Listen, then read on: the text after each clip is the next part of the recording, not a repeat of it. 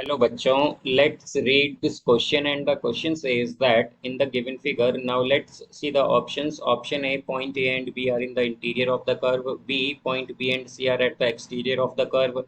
C, point A is at the exterior of the curve and point C is in the interior of the curve. D, point A is in the interior of the curve and point C at the exterior of the curve. तो आइए अब इस question को यहाँ पर हम solve कर लेते हैं। इस क्वेश्चन में कहा गया है कि हमारे पास ये जो कर्व गिवन है, इसके बेसिस पर हमें बताना है कि कौन सा ऑप्शन हमारे पास करेक्ट होगा। तो यहाँ पर हम की कॉन्सेप्ट यूज करेंगे, concept that if a point, अगर कोई पॉइंट लाई करता है, lie inside the curve, curve के इनसाइड, देन कर्व, तो उस पॉइंट को हम कहते हैं, then that point is known as, तो उस पॉइंट को हम कहते हैं, that point is known as interior point, interior point.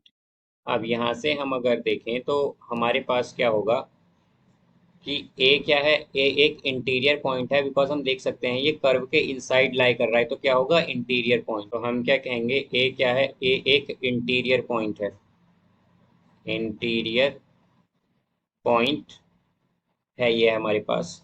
अब अगर बी को देखें तो बी क्या है, कर्व के ऊपर है ये पॉइंट, तो हम क्या कहेंगे कि ये हमारे पास एट द कर्व है, कर्व के ऊपर है ये पॉइंट।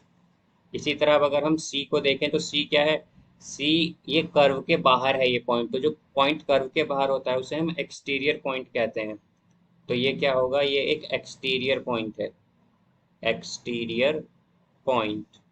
तो अब इसके बेसिस पर अगर हम गिवन ऑप्शंस को चेक करें तो ऑप्शन ए में कहा गया है कि point A and B are in the interior of the curve. तो हम देख सकते हैं कि ए तो इंटीरियर ऑफ द कर्व में है, या फिर हम कहें कि एक इंटीरियर पॉइंट है, तो क्या होगा, इनसाइड द कर्व ही होगा। बट बी क्या है, बी एट द कर्व है, तो इसलिए हमारे पास ऑप्शन ए इनकरेक्ट हो जाता है, बिकॉज हमारे पास बी जो है ये एक इंटीरियर पॉइंट नहीं है और ना ही ये इनसाइड द कर्व लाई करता है या इंटीरियर ऑफ द कर्व में लाई कर रहा है, ये एट द कर्व पे है, इसीलिए ऑप्शन ए इनकरेक्ट होगा। अब अगर हम बी देखें तो बी में कहा गया है point B and C at the exterior of the curve.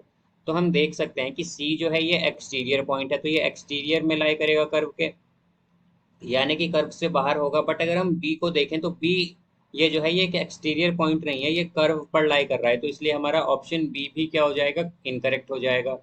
अब अगर हम सी को देखें तो सी में कहा गया है कि point A is at the exterior of the curve and point C is in the interior of the curve, कि पॉइंट ए तो एक्सटीरियर पर है और जो पॉइंट सी है वो क्या है, इंटीरियर में है कर्व के। बट हम देख सकते हैं कि ए इंटीरियर पॉइंट है और सी एक्सटीरियर पॉइंट है, तो यहाँ पर हमारे पास ये स्टेटमेंट भी इनकरेक्ट हो जाती है, क्योंकि इसमें कहा गया है कि ए एक एक्सटीरियर पॉइंट है बट ए क्या है, इंटीरियर पॉइंट।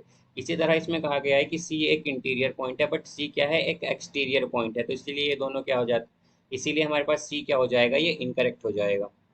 अब अगर डी देखें तो इसमें कहा गया है कि पॉइंट ए तो इंटीरियर में लाई कर रहा है कर्व के और point C exterior of the curve में। तो हम देख सकते हैं यहाँ पर हमने क्या देखा था कि ए क्या है, इंटीरियर पॉइंट और सी एक्सटीरियर पॉइंट है, तो हम क्या कह सकते हैं कि ऑप्शन डी जो है ये हमारा करेक्ट हो जाएगा यहाँ पर, बिकॉज पॉइंट ए जो है ये लाई करता है इंटीरियर ऑफ द कर्व में और पॉइंट ए सी जो है ये लाई करता है exterior of the curve. So I hope you understood it well, best of luck, thank you.